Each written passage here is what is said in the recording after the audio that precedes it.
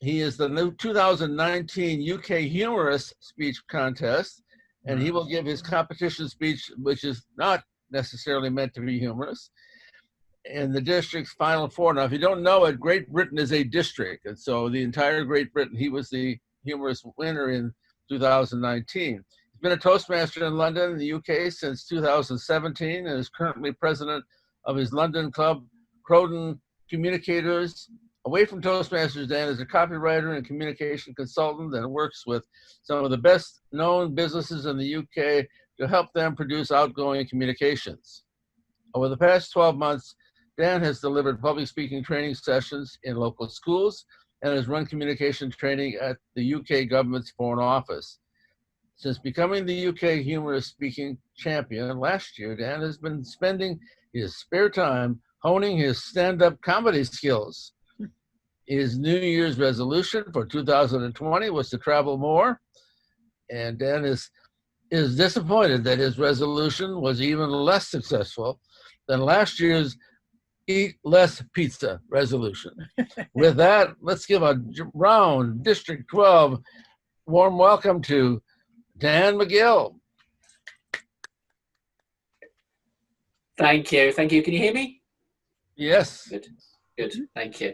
So this isn't a humorous speech. It's a different one, and it's called the butterfly effect.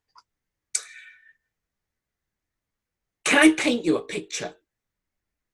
I'm locked inside a tiny room, gasping for breath and absolutely petrified about what might happen in the next few minutes.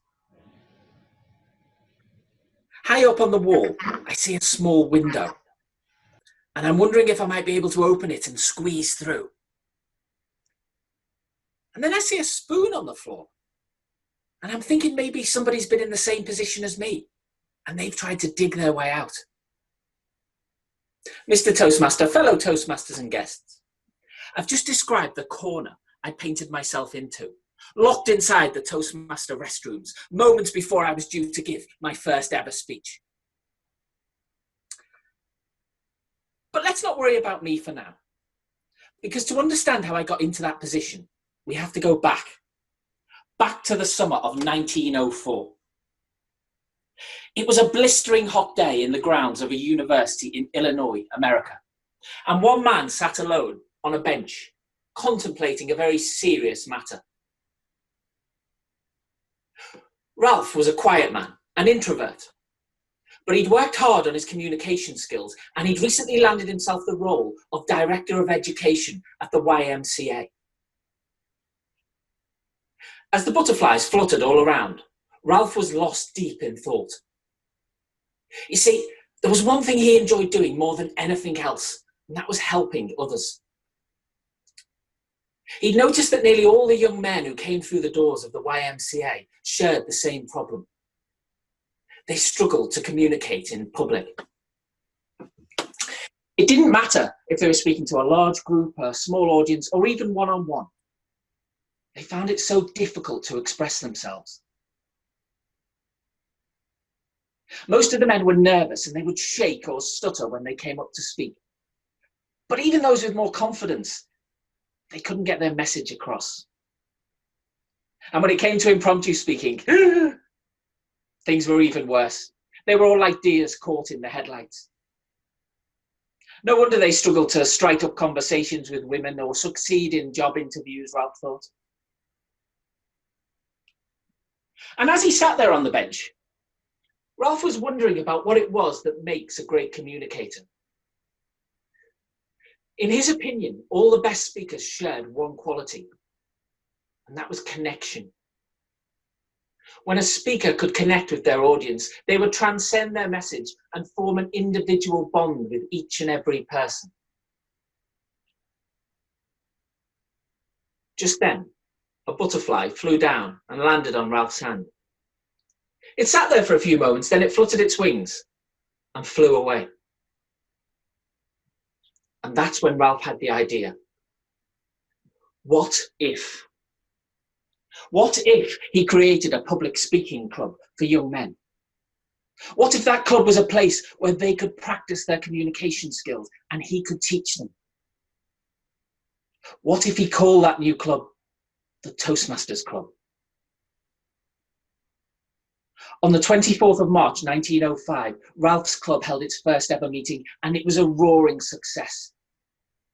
Ralph revelled in seeing nervous young men quickly metamorphosize into confident, engaging speakers. But as we've heard, it wasn't long until Ralph had to move away for work. And after he'd gone, the club quickly closed down.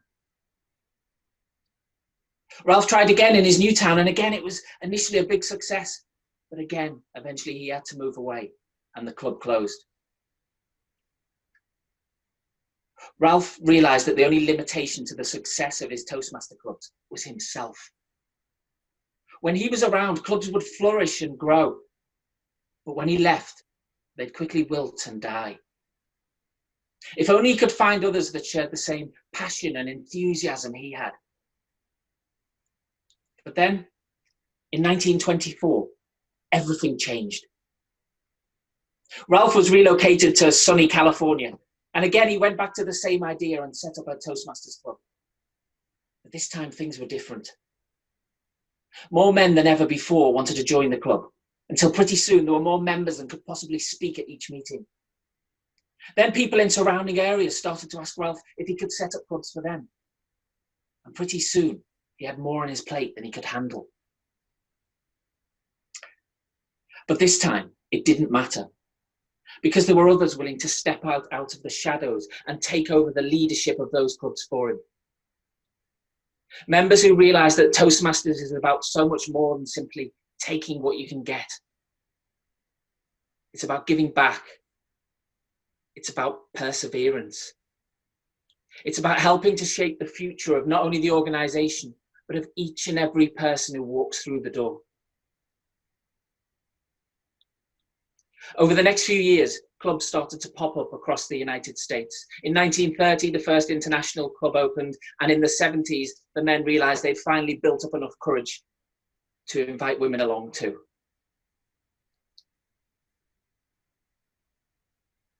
Today, Toastmasters is one of the biggest non-for-profit organisations on the planet. And even as we speak, Toastmasters are leading the way in helping people to connect at a time when we've never been so isolated.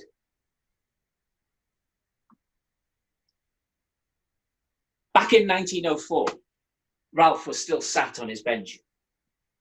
And he noticed the little butterfly was still there next to him.